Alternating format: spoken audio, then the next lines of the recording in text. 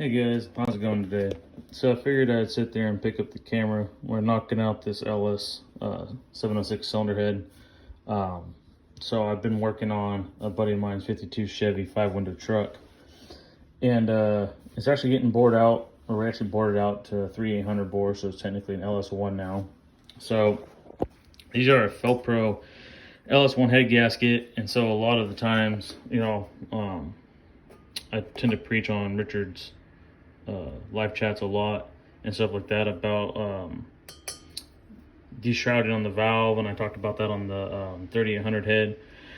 So I just wanted to show real quick and make this video. So as you can see, there's a lot of meat still left on this 706 head. This is a 2-inch intake valve, so it's going to be your same as your 317s, your 243s, and stuff like that.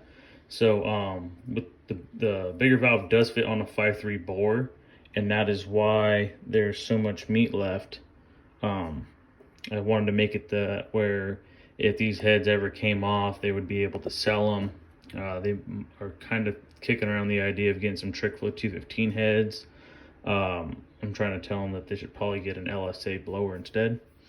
But I wanted to make it where these could still be used by somebody that was still going to run a 5.3 or a 4.8. So I want to take it out past that, but you can still see how much deshrouding was done. And I wasn't trying to kill all the compression. This does have a set of dished DSS FX series pistons. But just wanted to show you guys. This was not meant to be an all-out port job or anything. And also, I was touching on how this is a whole lot to do yourself. Or get a cheap lamp and get a plastic bowl, so that way it doesn't break on you. You can get all the shavings all over it and stuff like that. You can pick that lamp up anywhere, a yard sale, something like that. Get over here and show you guys this head some. So again, this isn't meant to be an all-out port job or anything crazy like that. So we go ahead and we knock down the rocker stand, which is right about there, so you can see it really good in that port. So we knock that down, and then you get this ramp here. So you get this ramp right here, knock that out. Like I said, I'm not trying to go all out on this one, so we knocked it down just a little bit. This side of your head, always the chamber side, is normally your high flow intake or exhaust. So that's more or less the side you want to work on. The reason why I get rid of this ramp is actually more from what David Vizard's findings were when he was testing and doing data on the 706 port. Again, like I said, I don't claim to be a master porter or the smartest, tool in the toolbox. So I just know a little bit and expand on a lot of knowledge that others have shared. So I just knock this down, get that to transition really nicely, and then come in here, and I don't knock that rocker boss down all the way. I just really blend it nice and smoothly. The LS port, the air is always up at the top of the port. So as you can see, the casting marks right there, you'll even see it on the opposite side. I work from the casting mark right there all the way up. I don't touch the bottom. It's actually beneficial if you could somehow fill this port up about a 1/2 inch to right before the short turn. It's actually just tons of dead air right there. That's why if you look at a 243 port, it's actually quite a bit different. Again, didn't get super crazy with it. Didn't sit there and try to raise the roof way up or anything like that. Just a really good cleaned up job. So that way you get rid of a lot of that turbulence, pick up that really cheap flow, do the easy things first. A lot of it though, and this bowl, I mean, you can still see the casting right there. So I didn't get this bowl super big, and like I said, this is a 2-inch intake valve in this. So that just goes to show you how restricted a factory 706 head is. and why, if you have the funds to do so. I believe it was another 150 bucks for the seats to be installed on these heads, and the valve job. Oh no, I'm sorry, the valve job was obviously going to be considered when you're getting a whole head done. This was, you know, fresh valve job, regrind, the factory seats and factory exhaust valves as they were in good shape. And I believe it was, I want to say 250 is 150 for the seats and $100 for 8 new factory intake valves from the machine shop that did these heads. My machinist, Jim Putney over at 22RE Performance, did not do these heads. He is way too backed up on all his 22R orders. So Terrell's Machine Shop here in Chico did it. Terrell's aluminum cylinder head does amazing work. They ship out actually nationwide.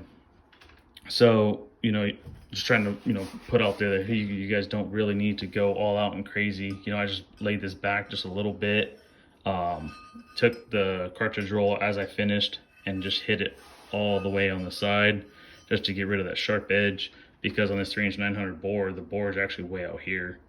So you don't want to have any pre-ignition starting on that edge, so it's nice and smooth all the way around. Didn't touch any of this. The advisor said that these areas right here are your no-no areas, not to really touch it or mess with it, because it keeps the nice short turn coming in here. Again, not going to lay this back like the 3800 heads, as we're trying to keep the compression up as much as possible. A 3800 head is actually only as big as it is because it's just blended with a bit I have all the way from the seat out. Alrighty guys, well, I guess I should jump on this exhaust real quick here. So don't try to raise it all the way up here to the gasket mark or witness mark or scribe area. You'll go all the way through the head from all the information I've seen. Now, you might think by looking at this you want to go and carve on this side of the head, but you don't. You actually want to come on this side, because as I stated earlier, you want to be on the chamber side of your head is where your majority of your flow actually really comes from. So as you can see, this is just a quick job. It's maybe 45 minutes on these bowls. The chamber, I take my time. You don't want to mess that up. You don't want the bit to skip across and all that. So you don't, clean it up. Don't not grind on the left hand side of the center of the chamber side of the port. Just don't spend a ton of time there, and it's not really going to help you a whole lot. So as you can see, I didn't bring this out to the gasket. I didn't try to raise it way up here, even just to barely taper it. Later, that's why so many people like the 243 head, as it is D-shaped up here because I made the head thicker on the backside where the springs are, so you could actually cut up there. So just work that in there real nice and smoothly, blend it all real well, and again, kind of knock the bosses down so you can kind of see what the normal port looks like. It's got a nice long vein that goes way out there. You can see there, I didn't mess with that. I just kind of extended it and just blended the roof of the port in with it. So it's not really rocket science. Again though, did come in here and blended the seat really well. I don't know how well, it does show up pretty good. You can get a little crazier with it. That little bright area right there is still the throat of the seat. Then it starts the three angle valve job. That's why you notice it's kind of a little thinner there, because you're trying to keep this transition to be nice and smooth out. You don't want it to go straight in and then curve up. So just another quick little update on some LS head porting for you guys. I know so many people are really big and really into these LSs. So that way, figure give you guys some tidbits on what you can do at home. Pick up a little bit of horsepower. I would say that if you had a shop probably do this, it's probably going to run you more than what it's worth. You could pick up probably a set of Trick Flow 205 heads. By the time you get the 250 bucks and your valve job and your bigger intake valves, then you figure it's probably going to be another $400 or $500 to do the work that I'm doing or more. So you're already another, $900, probably with taxes and valve stem seals and all that stuff ready to bolt these on. For about $1,500 you could pick up a set of 205s. So I figure that way maybe you guys, try to take this on yourself. A valve job isn't normally needed and all that. You probably can get away with how the heads are. Obviously take some lapping compound, lap the valves in to make sure everything's seating properly. And that also kind of will give you a nice line of where to go to if you do try to take on doing some bowl work on these heads. I will say it's a lot trickier to do these than even the 3800 heads, even though they're iron, just because of the areas you have to get into and how much back and forth you're flipping the head and everything. So just take note of that it is going to be time consuming, but as always, take your time. Patience is key. And please like, comment, subscribe. I check the comments all the time. I respond back to everybody. Try to help you guys as much as possible. If you guys want more personal one-on-one information, you can always comment down and I'll give you guys my email and we can email back and forth, or maybe even chat over the phone. All right, take care.